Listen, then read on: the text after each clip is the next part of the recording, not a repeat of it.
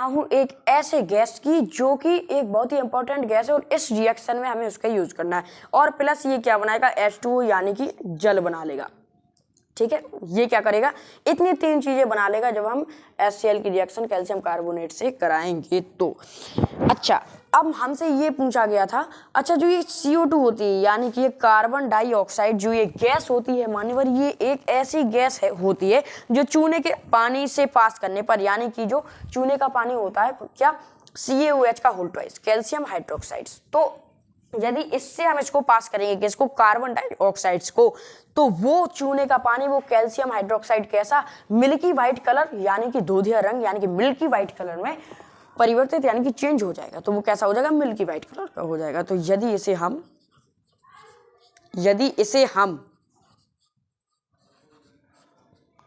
हम किससे पास करें, चूने के पानी से पास करेंगे,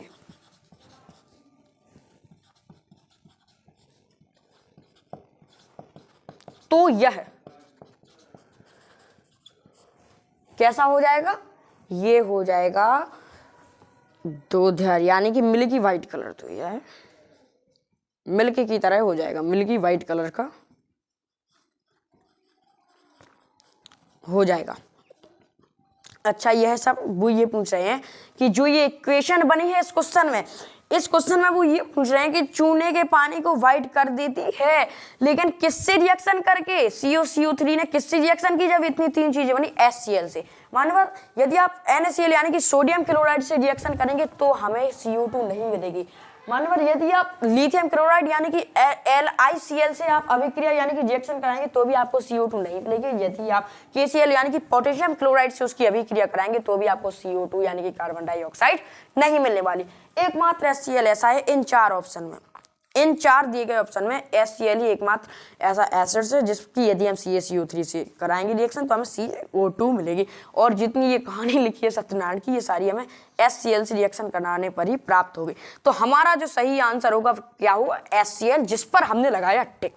तो 2 क्वेश्चन हमारे हुए कंप्लीट। और अब हम आते हैं अपने तीसरे क्वेश्चन पर। तीसरा क्वेश्चन हमसे ये कहता है कि यदि NaOH के 10 मिलियन विलियन यानी कि 10 मिलीलीटर विलियन उस सॉल्यूशन में और HCl यानी कि हाइड्रोक्लोरिक एसिड्स के 8 मिलीलीटर सॉल्यूशन यानी कि विलियन में पूर्णतः यानी कि कंप्लीटली न्यूट्रल है। ठीक है, यानी कि जो इसकी ये 10 मिलीलीटर सॉल्यूशन किसमें, 8 मिलीलीटर सॉल्यूशन HCl के विलियन में कंप्लीटली उदासीन यानी कि पूर्णतः न्यूट्रल है। ठीक है, तो हो जाता है यदि हम NaOH के उसी विलियन का यानी कि जो सोडियम हाइड्रोक्साइड है उसी सॉल्यूशन का जिसमें उसके 10 मिलियन हुए थे, यदि उसी सॉल्यूशन का उसमें 20 मिलीलीटर ले, उसका विलियन उसका सॉल्यूशन 20 मिलीलीटर ले, तो इसे उदासीन यानी कि न्यूट्रलाइज करने के लिए HCl यानी कि हाइड्रोक्लोरिक एसिड्स के उसी सॉल्यूशन उसी विलियन में कितनी मात्रा यानी कि कितनी अमाउंट की हमको जरूरत पड़ेगी। तो अब आप मुझे ये बताइए कि जब NaOH की 10 मिलीलीटर विलियन में HCl के 8 मिलीलीटर विलियन में जो है कंप्लीटली न्यूट्रलाइज हो गया, तो यदि हम NaOH के 20 करिए यानी कि हमने NaOH की जो है मात्रा जितनी ली थी उसकी जस्ट डबल, कितना ले लिया हमने NaOH 20 मिलीलीटर ले लिया यानी कि जस्ट डबल हो गया, तो फिर हमें HCl का भी जस्ट डबल लेना पड़ेगा भाई, तभी तो न्यूट्रलाइज होगा। जब हम हाइड्रोक्लोरिक एसिड्स का भी जस्ट डबल करेंगे तो फिर क्या होगा, इसका 20 मिलीलीटर जो है विलियन यानी कि सॉल्यूशन किसके, HCl के 16 मिलीलीटर सॉल्यूशन में ठीक उसी तरह कंप्लीटली न्यूट्रलाइज यानी कि पूर्णतः उदासीन हो जाएगा, जिस प्रकार इसके 10 मिलीलीटर विलियन HCl के 8 मिलीलीटर विलियन में पूर्णतः न्यूट्रलाइज यानी कि उदासीन हो गया था। तो HCl के मतलब हमें यहाँ 20 मिलीलीटर विलियन के साथ कितना लेना पड़ेगा, 16 मिलीलीटर यानी कि 16 मिलीलीटर। तो हमारा ऑप्शन नंबर डी बिल्कुल करेक्ट आंसर है। ऑप्शन नंबर टी पर हम लगाएंगे टिक कि 16 मिलीलीटर जो है हमारा बिल्कुल राइट आंसर है। अब हमारा फोर्थ क्वेश्चन क्या है, फोर्थ क्वेश्चन में हमसे अपच के बारे में चर्चा की गई है, यानी कि अनडाइजेस्टिव जो हमारा अपच होता है, यानी कि जो हमारा फूड डाइजेस्ट ना होने की यानी कि पचने की क्या परेशानी। तो अपच का उपचार करने के लिए निम्न में से कौन सी औषधि का उपयोग करना चाहिए? जो अपच यानी कि अनडाइजेस्टिव फूड ना पचने की जो समस्या होती है उसको खत्म करने के लिए हमें कौन सी औषधि का उपयोग करना चाहिए? एंटीबायोटिक, एनॉल जैसे एंटासिड या एंटीसेप्टिक। तो जो आपको बता दूं एंटासिड जो है ये क्यों यूज होती है और मतलब इसमें क्या परेशानी बताई गई है क्वेश्चन नंबर 4 में। हमारे बॉडी में जब HCl यानी कि हाइड्रोक्लोरिक एसिड्स एक बहुत ही लार्ज अमाउंट में रिलीज होने लगता है, यानी कि हमारे शरीर में जब हाइड्रोक्लोरिक अम्ल जो होता है थोड़ी सा पाया जाता है छोटी मात्रा में, लेकिन जब बहुत ही अधिक मात्रा में यह रिलीज होने लगे यानी कि बाहर निकलने लगे, बनने लगे अधिक हमारे शरीर के अंदर, तो फिर क्या होता है उसको खत्म करने के लिए उस एसिडिटी को यानी कि जिसको हम अम्लीयता बोलते हैं, हम किसका एंटासिड का यूज करते हैं, ना कि एंटीबायोटिक, एनाल्जेसिक या एंटीसेप्टिक। तो हमारा ऑप्शन नंबर सी बिल्कुल सही हो जाएगा, एंटासिड।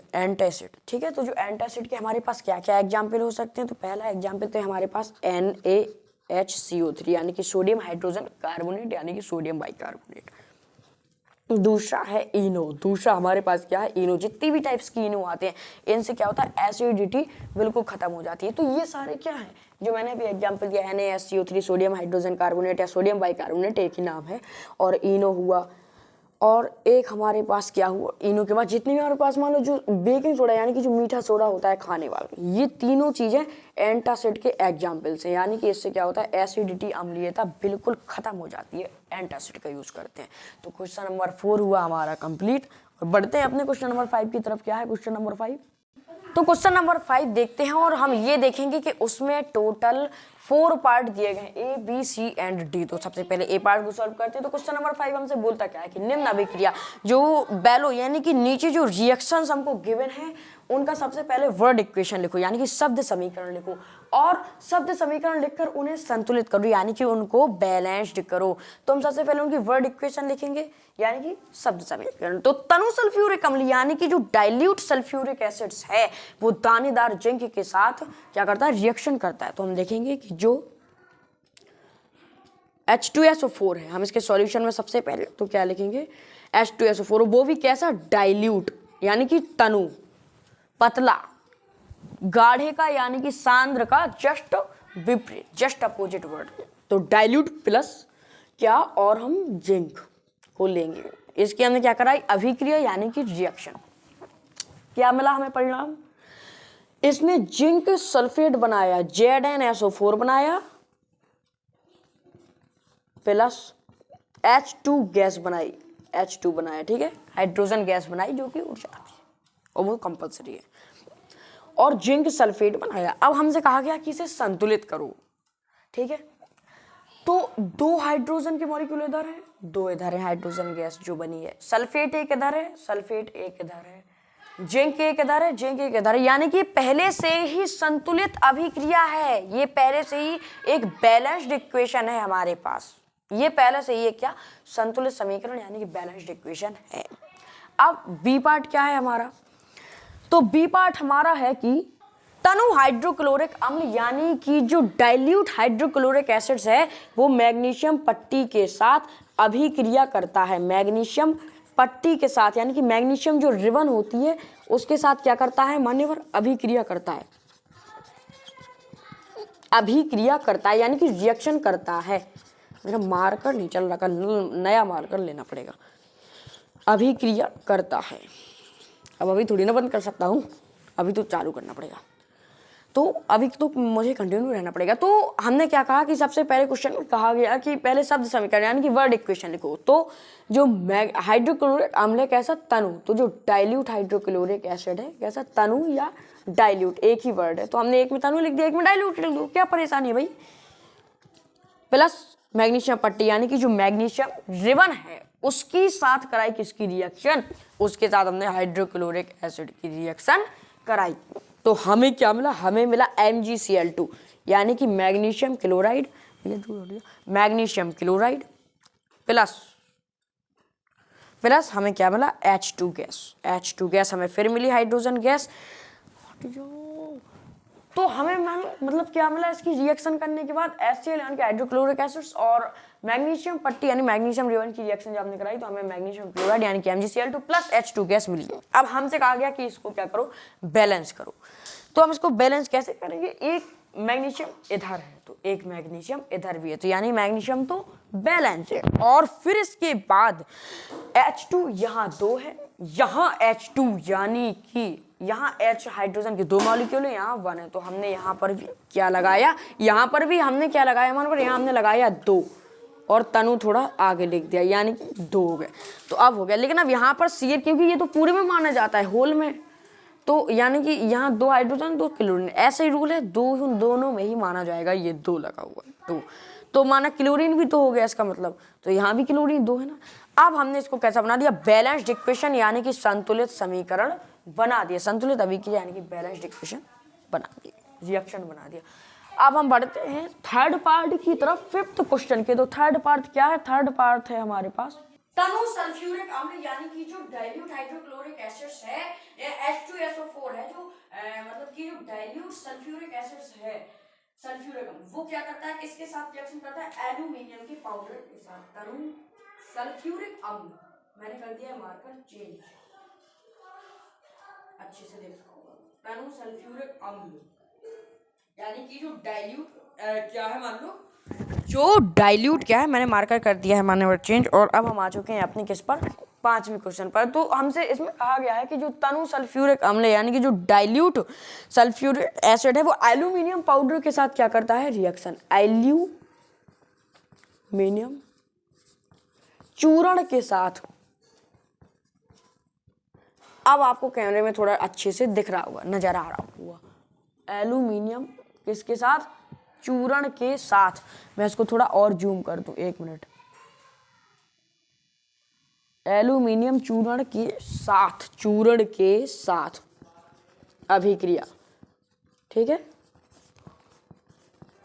तो अब क्या हुआ, जो सल्फ्यूरिक एसिड्स है यानी कि जो Al, इसका हम सॉल्यूशन क्या लिखेंगे, जो Al है एल्यूमिनियम किसके साथ रिएक्शन की, डाइल्यूट यानी कि पतला किसके साथ, H2SO4 सल्फ्यूरिक एसिड सल्फ्यूरिक अम्ल के साथ। और हमें इसने क्या बना कर दिया, हमें इसने बना कर दिया Al2SO4 का होल थ्राइस यानी कि एल्यूमिनियम सल्फेट।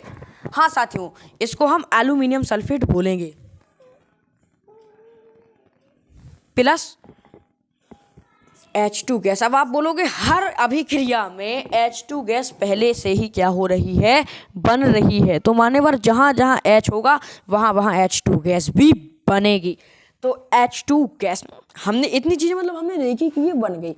अब क्या है, अब हमें इसको करना है संतुलित। क्या कहा गया है कि वर्ड इक्वेशन लिखने के बाद उसको संतुलित करो। तो हम संतुलित कैसे करेंगे, यहाँ हम लगाएंगे 2। क्यों लगाएंगे हम यहाँ 2, क्योंकि यहाँ भी Al कितने हैं, 2 हैं, प्लस H2SO4 यहाँ कितने हैं, 1 मिनट, H2SO4 यहाँ कितने हैं, तो H2 यहाँ भी 2 है, यहाँ भी 2, लेकिन यहाँ सल्फेट 3 है और यहाँ पर 1 है, तो यहाँ हम लगाएंगे 3 और यहाँ भी लगा देंगे 3। तो मान्यवर थोड़ा राइटिंग भली ख़राब है, लेकिन हमने क्योंकि ये मार्कर नया है तो थोड़ी सी परेशानी तो जाती है, तो हमने इसको भी क्या कर दिया है, क्वेश्चन नंबर 5 के थर्ड पार्ट को हमने कर दिया ख़त्म, और बस बचे हैं 2 पार्ट्स जिनके हम आगे बढ़ते हैं। सो मान्यवर ये है हमारा लास्ट पार्ट 5th क्वेश्चन के लास्ट पार्ट डी है। और अब हम करते हैं लेक्चर का एंड इस क्वेश्चन को समझने के बाद, और फिर हम बनाएंगे अगली वीडियो क्वेश्चन नंबर 6 से लेके क्वेश्चन नंबर 10 तक, और फिर बनाएंगे 11 से लेके 15 तक, और 3 लेक्चर में होगा हमारे इस अध्याय का अंत, यानी कि अम्ल क्षारक के मान्यवर ये लास्ट लेक्चर नहीं है। मुझसे गलती हुई कि मैंने आपसे कहा कि हमारा ये लास्ट लेक्चर होगा, आज मैं नहीं कर पाया क्योंकि जीत का जश्न इतना खतरनाक था कि इतने कम समय में इतने अधिक सब्सक्राइबरों की वर्षा सी हुई एक प्रकार से, तो मैंने ना फिर वीडियो नहीं बनाई। फिर कई लोग बधाई देने आए तो फिर उनके साथ बैठा रहा, तो मैंने नहीं बना पाया। तो स्टार्ट करते हैं डी। तनु हाइड्रोक्लोरिक अम्ल लोहे के रेतन से अभिक्रिया करता है, ठीक है। तो इसका हम सॉल्यूशन मान लो क्या लिखेंगे, मान लो इसका हम सॉल्यूशन लिखेंगे कि जो डाइल्यूट हाइड्रोक्लोरिक एसिड है, डाइल्यूट यानी कि तनु हाइड्रोक्लोरिक एसिड है, उसकी हमने हाइड्रोक्लोरिक उसकी हमने किससे कलाई, लोहे के रेतन यानी कि आयरन Fe, उसको हम फेरेजेंटम बोलते थे दुष्ट अंग्रेजों की भाषा में, तो इसीलिए उसका सिंबल यानी कि प्रतीक क्या है, Fe।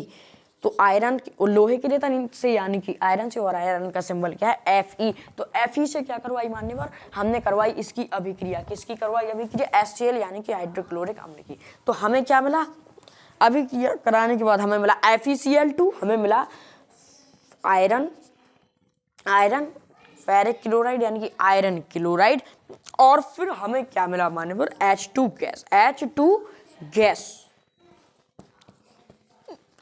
गैस हमें मिली। कब मिली, जब हमने किसकी, HCl और आयरन की क्या करवाई, रिएक्शन। अब हमसे कहा गया कि मान्यवर इसको करो क्या, बैलेंस करो आप। तो हम सबसे पहले यहाँ 2 लगाएंगे। हम यहाँ 2 क्यों लगाएंगे, क्योंकि यहाँ हाइड्रोजन के 2 मॉलिक्यूल, यहाँ हाइड्रोजन 2 हैं और यहाँ 1 था, तो हमने 2 लगाया। अब जब मैंने आपसे कहा था, आप कहोगे कि तो फिर वो तो पूरे पे लगाया तो भाई क्लोरीन पे भी माना जाएगा, तो उसको कैसे संतुलित करेंगे। तो भाई साहब यहाँ भी तो मान्यवर लगा है ना क्लोरीन पे 2, तो Cl2 और यहाँ भी Cl2, तो हमारी बैलेंस रिएक्शन बनकर हुई तैयार, यानी कि एक संतुलित अभिक्रिया, जो कि हमने क्वेश्चन नंबर 5 के चारों भागों को बहुत ही अच्छे से एक्सप्लेनेशन किया और उनको आज समाप्त किया। मिलते हैं अगले 2 लेक्चर जो कि कल हो जाएंगे कंप्लीट, और समय रहेगा 2 बजे, हमारा 2 बजे तक हो जाएगा चैप्टर का अंत। और मुझे विश्वास है कि 17 मार्च आने से पहले ही अब मेरे जो है 150 यानी कि 150 सब्सक्राइबर कंप्लीट हो जाएंगे। सो मान्यवर मिलते हैं नेक्स्ट क्लास में। धन्यवाद यहाँ तक वीडियो को देखने के लिए। तब तक आप स्वस्थ रहिए, खुश रहिए और मस्त रहिए। नमस्कार। और हाँ, जाते जाते एक पॉजिटिव डोज जरूर लेते जाएं। यदि लोग आपकी बुराई कर रहे हैं या आपका विरोध कर रहे हैं तो कृपया निराश ना हो, क्योंकि यही लोग आपको अकेला चलना सिखाएंगे। धन्यवाद।